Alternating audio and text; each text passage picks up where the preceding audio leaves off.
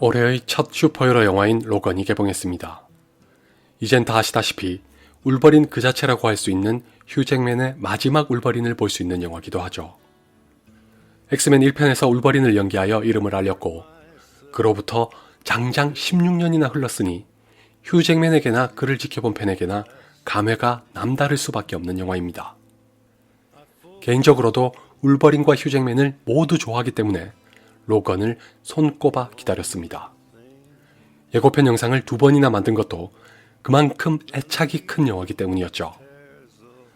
보통 가이드 리뷰는 그 영화에 대해 간략하게 소개부터 하고 시작하는 편이지만 그래서 로건은 바로 본론으로 들어가도록 하겠습니다. 잘난 척하려는 건 아니지만 로건은 제가 예상했던 그대로의 영화입니다.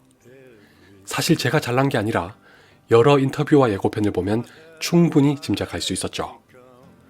결론부터 말해서 엑스맨 시리즈를 모두 보셨거나 좋아하시는 분이라면 추천하고 싶습니다.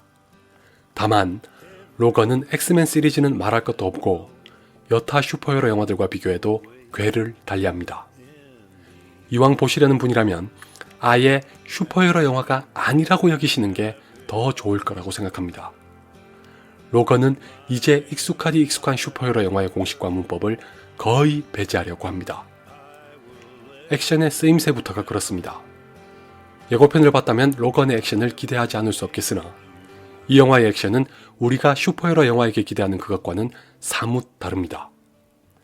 예컨대 일반적인 슈퍼히어로 영화들은 다분히 오락적 쾌감을 극대화시키고자 과시하는 성격이 짙다면 로건은 울버린이 내몰린 안쓰러운 처지와 맞물려 벌어지는 악전 고투와 다름없습니다. 아닌 게 아니라 로건은 시종일관 처절하고 암울합니다. 장담컨대 이보다 더 측은지심이 감도는 슈퍼히어로 영화는 없습니다. 제임스 맨골드의 연출이 굉장히 돋보이는 대목이죠. 그가 연출했던 더 울버린과는 달리 로건은 그야말로 환골탈태하고 돌아왔습니다. 심지어 제가 극장을 나오면서 가장 먼저 떠올랐던 감상은 이거였습니다.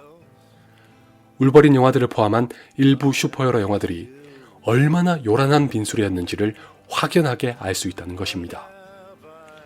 영화의 완성도에 비하면 로건의 각본은 아주 뛰어나진 않지만 영리하다는 건 틀림없습니다.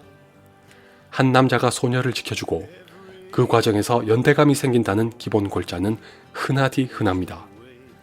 당장 우리나라만 해도 아저씨가 그런 영화죠.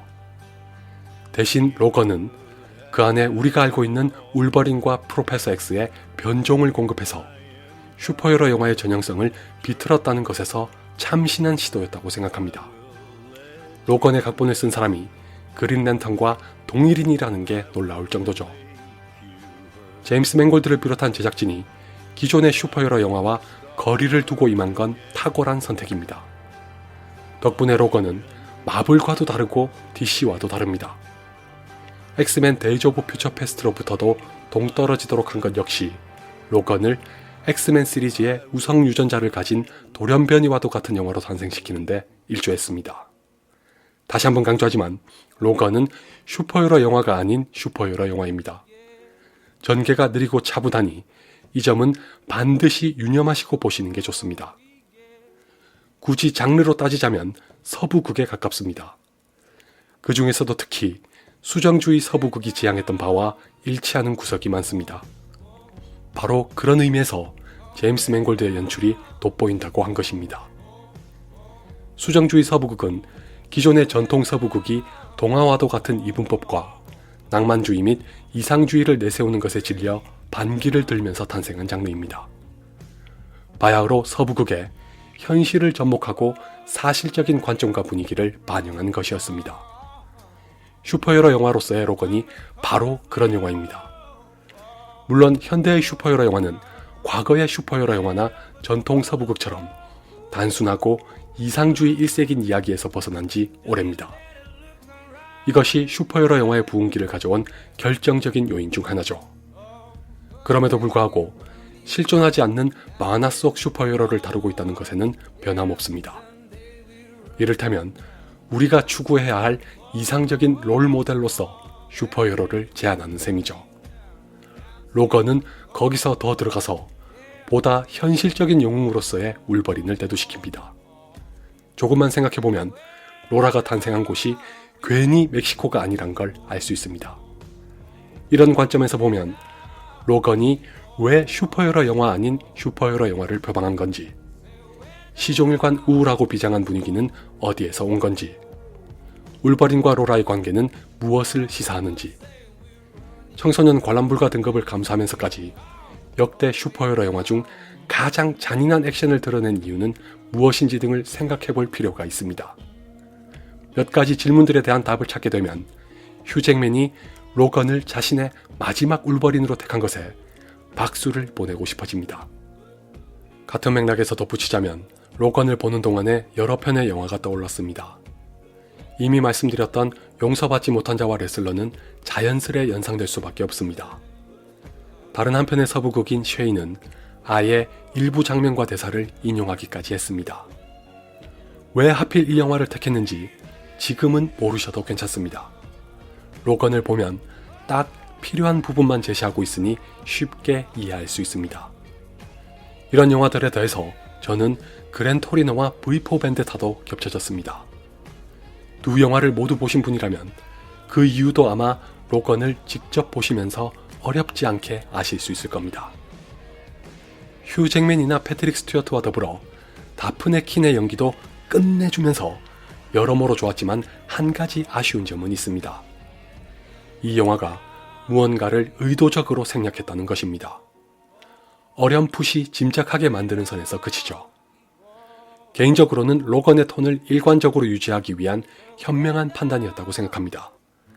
다만 일부 관객에게는 영화 속 울버린을 이해하는데 중요한 요소가 결여됐다고 받아들여질 수도 있을 것 같습니다. 반대로 엑스맨 시리즈를 모두 보셨고 울버린을 좋아하시는 분이라면 필시 로건을 보시고 감격에 젖으실 거라고 장담합니다. 딱 하나만 더 꼭 말하고 싶은데 이것조차도 스포일러라고 난리치실 분들이 계실 것 같아서 조심스럽네요. 단 한 문장이지만 혹시라도 그런 분들은 자막으로 띄울 테니 딱 5초만 눈을 감으시기 바랍니다. 경고했습니다.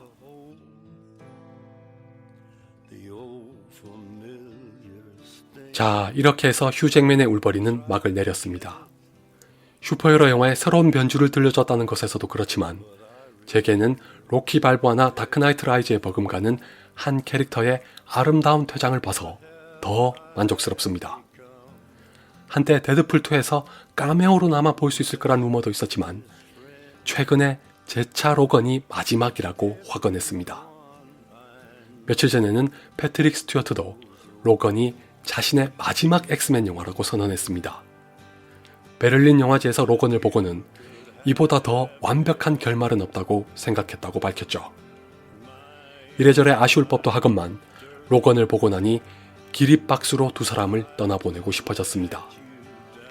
여러분도 저와 함께 장장 16년 동안 수고한 휴 잭맨의 울버린과 패트릭 스튜어트의 프로페서 X를 배웅해 주셨으면 합니다. You still have time.